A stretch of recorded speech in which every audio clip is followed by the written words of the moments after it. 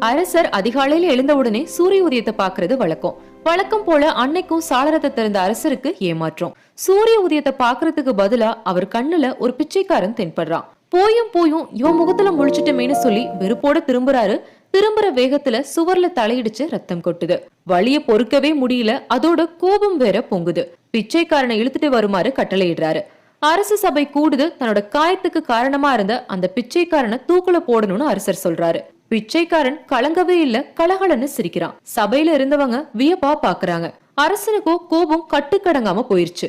அரசே, என் முகத்துல விழிச்சதால உங்க தலையில சின்ன காயம் மட்டும்தான் ஏற்பட்டுச்சு. ஆனா உங்க முகத்துல நான் விழிச்சதால என் தலையே போக போகுது. அத நினைச்சேன், சிரிச்சேன் அப்படின்றான். மன்னர் தலை தானாகவே கவிழ்ந்துருச்சு.